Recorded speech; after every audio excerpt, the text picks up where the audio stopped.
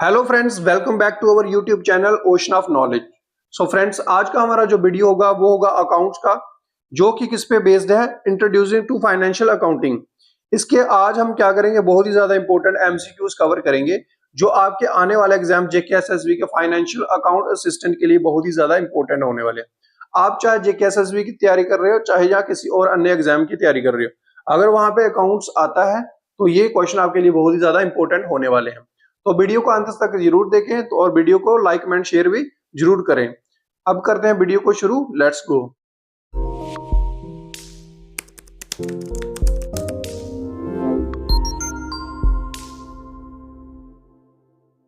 Our first question is, which accounting concept states that business will continue to exist for an indefinite period?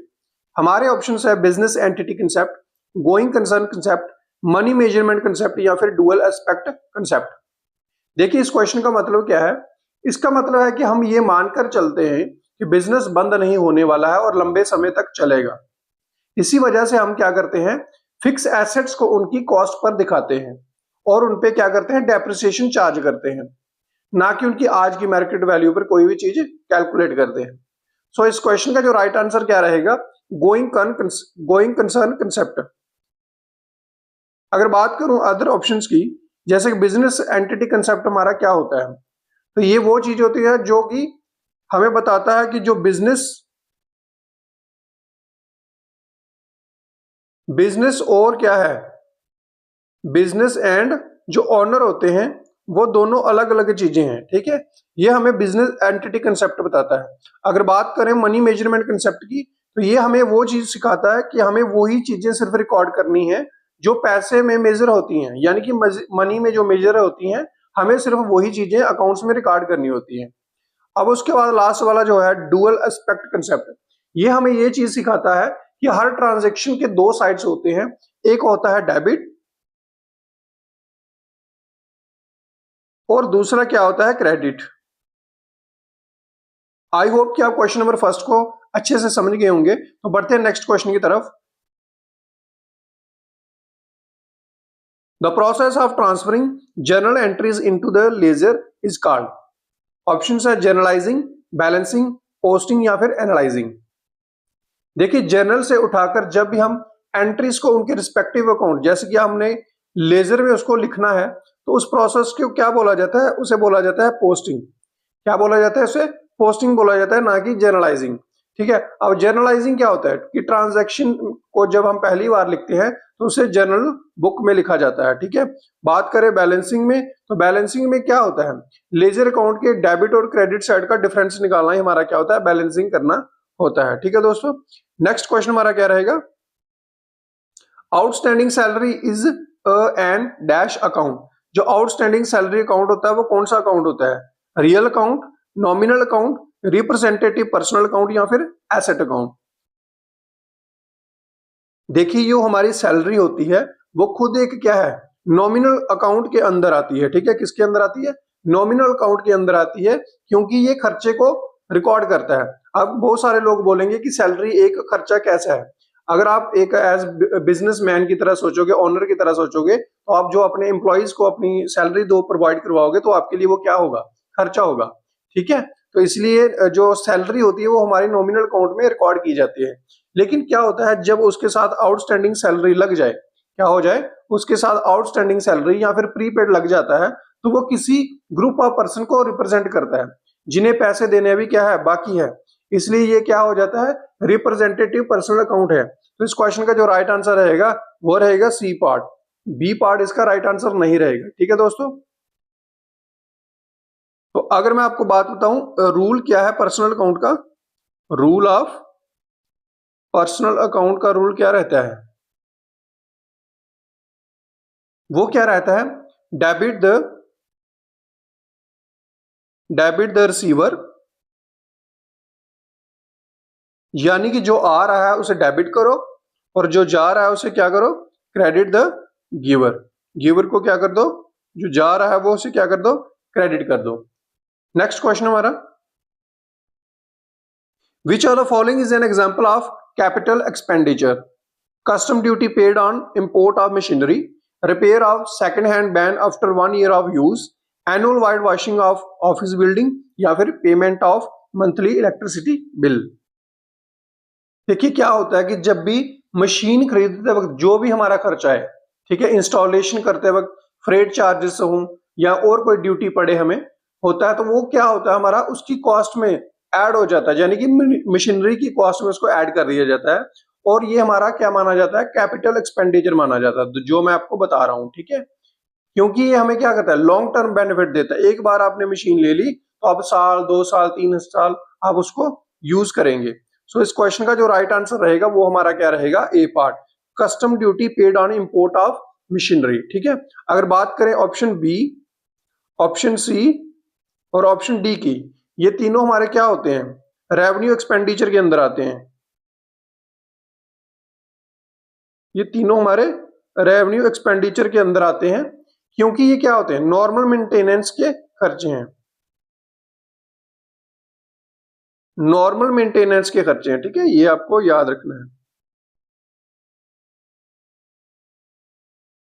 ठीक है, next question हमारा, window dressing in accounting means, window dressing का accounting में क्या मतलब होता है, decoration of the office, intentional manipulation of accounts to show a better position, recording transaction accurately या फिर राइटिंग ऑफ बैड डेट्स। देखिए जब भी कोई कंपनी जानबूझकर अपने प्रॉफिट बढ़ा कर दिखाती है या लाइबिलिटीज अपने छुपाती है ताकि इन्वेस्टर को लगे कि कंपनी क्या है, बहुत अच्छी है, तो उसे क्या बोला जाता है, विंडो ड्रेसिंग कहा जाता है। तो आई होप कि आपको समझ लगी होगी, अब आप आंसर इसका आसानी से दे पाओगे। तो इसका आंसर क्या रहेगा, intentionally manipulation of accounts to show a better position. Window dressing क्या होती है हमारी, कोई कंपनी जानबूझकर अपने प्रॉफिट ज्यादा दिखाए और लाइबिलिटी यानी कि खर्चे या अपने जो बर्डन होता है, जो लोन वगैरह होते हैं, उसे छुपाए ताकि इन्वेस्टर क्या करे, उस कंपनी में ज्यादा से ज्यादा उस पर क्या करे, इन्वेस्ट करे, तो उसे ही क्या बोला जाता है, विंडो ड्रेसिंग बोला जाता है। जैसे मैं आपको एक एग्जांपल देता हूं कि क्लोजिंग स्टॉक जो होता है उसकी वैल्यू को जानबूझकर क्या दिखाना, ज्यादा दिखाना, ठीक है। क्लोजिंग स्टॉक की, क्लोजिंग स्टॉक की वैल्यू को हाई कर देना, यानी कि उसको ज्यादा शो करना जानबूझकर। नेक्स्ट क्वेश्चन हमारा है, revenue is generally recognised at the point of sale, this as per which principle, matching principle, revenue recognition concept, full disclosure principle या फिर कंसिस्टेंसी प्रिंसिपल। देखिए इस रूल के मुताबिक क्या होता है, इनकम तभी मान ली जाती है जब सेल हो गई है या फिर सर्विस दे दी गई हो, चाहे कैश मिला हो या फिर नहीं मिला हो, ठीक है। ये जो रूल है ये हमें बताता है कि जब आपने कोई सर्विस किसी को प्रोवाइड कर दी या फिर किसी भी प्रोडक्ट को आपने इसको सेल आउट कर दिया है, तो आप उसको क्या मान लोगे, इसी रूल के अंदर ये चीज आती है, आपको चाहे कैश मिला हो चाहे ना मिला हो, ठीक है। तो ये हमारा क्या होता है, रेवेन्यू रिकॉग्निशन कंसेप्ट के अंदर आता है, ठीक है दोस्तों। नेक्स्ट क्वेश्चन हमारा, good worth ₹5,000 taken by the proprietor for personal use should be credited to, ठीक है। देखिए क्या प्रोपराइटर क्या है, मतलब ऑनर है, ठीक है। उसने अपने पर्सनल यूज के लिए 5,000 का जो माल था वो अपने पर्सनल यूज के लिए इस्तेमाल कर लिया, तो वो जो रिकॉर्डिंग होगी, वो जो क्रेडिट होगा वो कहां पे होगा, sales account, drawing account, purchase account या फिर स्टॉक अकाउंट। देखिए क्या होता है, जब पर्सनल यानी कि ऑनर क्या करता है, पर्सनल यूज के लिए सामान निकालता है, तो वो एंट्री होती है कहां पे, ड्राइंग अकाउंट के, ड्राइंग अकाउंट में। यानी कि अगर इसको मैं एक्सप्लेन करूं तो इसको लिख के मैं आपको बता देता हूं, ड्राइंग अकाउंट, ड्राइंग अकाउंट को डेबिट किया जाता है, drawing account debited to purchase account.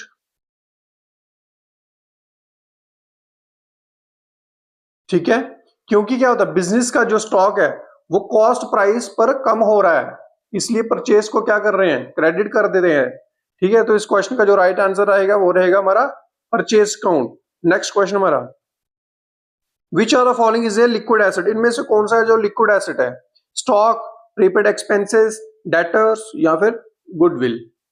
देखो सबसे पहले तो आपको पता होना चाहिए कि लिक्विड एसेट्स होते हैं हमारे, लिक्विड एसेट्स हमारे वो होते हैं जो तुरंत एकदम से क्या हो जाए, कैश में, जिसको आप क्या कर सके, कन्वर्ट कर सको, इजिली जल्दी कैश में जिनको आप कन्वर्ट कर सको। इसका फॉर्मूला होता क्या है, लिक्विड एसेट का जो फॉर्मूला रहता है अकाउंट्स में वो रहता है current assets minus stock plus prepaid expenses. ठीक है दोस्तों, ये आपको याद रखना है। इस क्वेश्चन का जो राइट आंसर रहेगा वो रहेगा हमारा सी पार्ट, डेटर्स। बात करें स्टॉक की, तो स्टॉक और जो प्रीपेड एक्सपेंसेस दोनों हमारे हैं, ये हमारे लिक्विड एसेट में नहीं आते हैं। रीजन इसका क्या है कि स्टॉक एकदम से नहीं बिकता है, उसे बिकने में थोड़ा टाइम लगता है, और जो प्रीपेड का जो कैश होता है वो वापस नहीं मिलता इतनी आसानी से। इसलिए इसका जो राइट आंसर रहेगा वो रहेगा हमारा डेटर्स। नेक्स्ट क्वेश्चन हमारा क्या रहेगा, the sales book is use to record. जो सेल्स बुक है वो क्या रिकॉर्ड करने के लिए हम यूज करते हैं, all sales of goods, cash sale of goods, all credit sale of goods, या फिर sale of fixed asset on credit. देखिए जो सेल्स बुक होती है वो हमारी क्या होती है, सब्सिडरी बुक होती है, जिसमें हम क्या करते हैं, सिर्फ उधार को रिकॉर्ड करते हैं, यानी कि क्रेडिट। उधार मतलब क्रेडिट को हम क्या करते हैं, सिर्फ रिकॉर्ड करते हैं, जो कि हमने उधार पे माल को बेचा, यानी कि गुड्स को बेचा है। ठीक है, जिन गुड्स को हमने क्रेडिट पे बेचा है उन्हीं की एंट्री यहाँ पे सेल्स बुक में होती है। ठीक है, तो आंसर क्या आएगा, all credit sales of goods. अगर एक फैक्ट की बात करूं तो कैश सेल जो कैश बुक में जाती है, ठीक है, कैश सेल जितनी भी होती है वो कहां पे जाती है, कैश बुक में जाती है, और एसेट की क्रेडिट सेल जनरल प्रॉपर में। ठीक है, मैं नोट लिख देता हूं थोड़ा सा।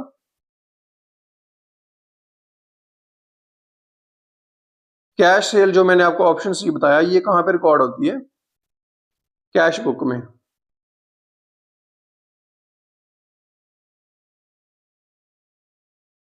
और एसिड की जो क्रेडिट सेल होती है ये है, ये कहां पे रिकॉर्ड होती है, जर्नल प्रॉपर में।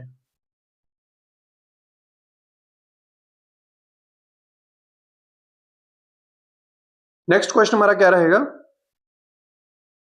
Trial balance is prepare to check. Trial balance हम क्यों प्रिपेयर करते हैं, arithmetic accuracy of books, financial position of business, profit और लॉस, या फिर कैश फ्लो।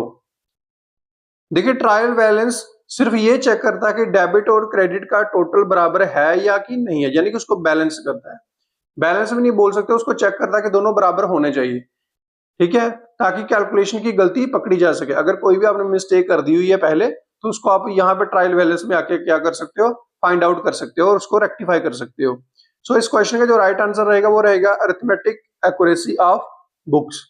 ठीक है, ये कोई फाइनल अकाउंट नहीं है, ये भी याद रखना है। ठीक है, ट्रायल बैलेंस हमारा कोई भी फाइनल अकाउंट नहीं है, ये बस एक हमारी क्या है, ट्रायल बैलेंस हमारा क्या है, स्टेटमेंट है। ये क्वेश्चन भी आपको पूछा जा सकता है, इसलिए मैंने आपको बता दिया अभी। ठीक है, ये क्या नहीं है, फाइनल अकाउंट नहीं है, ये आपको याद रखना है। ठीक है, स्टेटमेंट है, ये आपको नोट डाउन कर लेना। नेक्स्ट क्वेश्चन हमारा, contingent liability is shown in the balance sheet due to convention of consistency, convention of full disclosure, convention of conservatism, convention of materiality.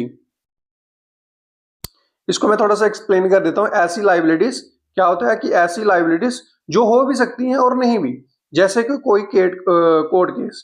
ठीक है, अगर कोई कोर्ट केस हो तो वहां पे लायबिलिटी हो भी सकती है और नहीं भी हो सकती है।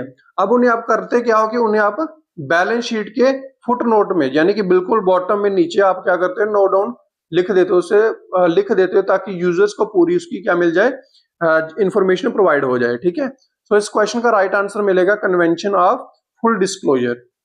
ठीक है, नेक्स्ट क्वेश्चन हमारा, heavy expenditure on advertisement to launch a new product is capital expenditure, revenue expenditure, deferred revenue expenditure, या फिर कैपिटल लॉस।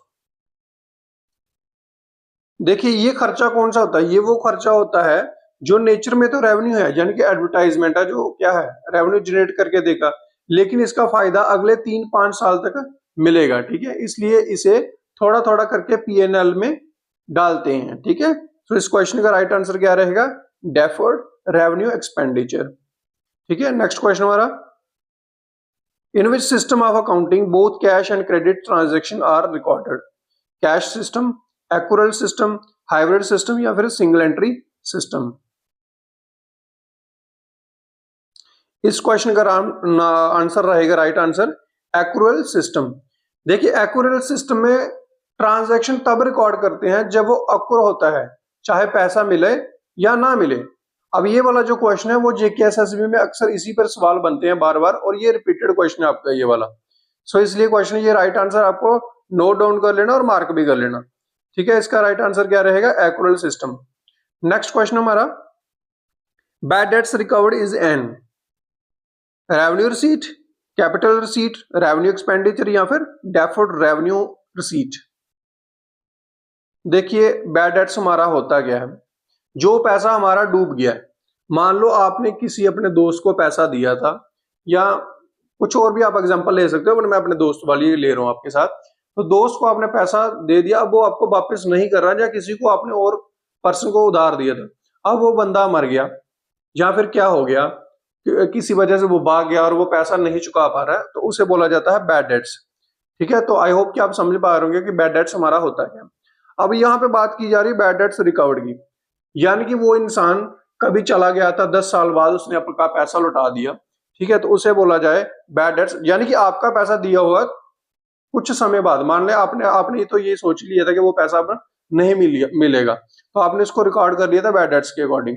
ठीक है, लेकिन बैड डेट्स रिकवर्ड जो है वो हमारा क्या आएगा, revenue receipt, capital receipt, revenue expenditure या फिर डेफर्ड रेवेन्यू एक्सपेंडिचर। तो बैड डेट्स रिकवर्ड का मतलब अगर वो पैसा आपको वापस मिल जाए, तो ये क्या होता है, बिजनेस की नॉर्मल इनकम मानी जाती है, जो पीएनएल के क्रेडिट साइड में आती है। ठीक है, प्रॉफिट एंड लॉस में कौन सी साइड में आती है, क्रेडिट साइड में आती है। तो इसका आंसर रहेगा रेवेन्यू रिसीट। ठीक है, नेक्स्ट क्वेश्चन हमारा, error of principle occur when a transaction is totally omitted, accounting principle are violated, wrong amount is entered in journal, posting is done to wrong account. देखिए क्या होता है कि अगर हम किसी एसेट को खरीदते वक्त, अब एसेट जिनको नहीं पता है वो, अगर आप बोलोगे तो मैं उसका सेपरेट वीडियो बना दूंगा, पूरी चीजें बेसिक चीजें आपको एक्सप्लेन कर दूंगा, एसेट क्या होता है, टेंजिबल एसेट, इनटेंजिबल एसेट वगैरह क्या होते हैं। ठीक है, अगर आप क्या करते हो, किसी भी एसेट को खरीदने के खर्चे को रेंट या रिपेयर मान लेते हैं, तो उसे एरर ऑफ प्रिंसिपल कहते हैं। इसे ट्रायल बैलेंस मैच तो कर जाता है, पर अकाउंट्स गलत हो जाते हैं। ठीक है, यानी कि आपने गलत रिकॉर्डिंग कर दी है, आपने प्रिंसिपल जो अकाउंटिंग की जो प्रिंसिपल है उसको वायोलेट कर दिया है। तो इस क्वेश्चन का जो राइट आंसर क्या रहेगा, B part is the right answer. तो दोस्तों ये था हमारा अकाउंट्स का आज का वीडियो, जो कि किस पे था, फाइनेंशियल अकाउंटिंग पे। आई होप कि आपको वीडियो पसंद आया होगा। अगर आपको वीडियो पसंद आएगा तो लाइक, कमेंट, शेयर जरूर करें, ताकि हम आपके लिए और ज्यादा मेहनत करें और आपके लिए और अच्छे अच्छे वीडियो ला सकें। थैंक यू दोस्तों।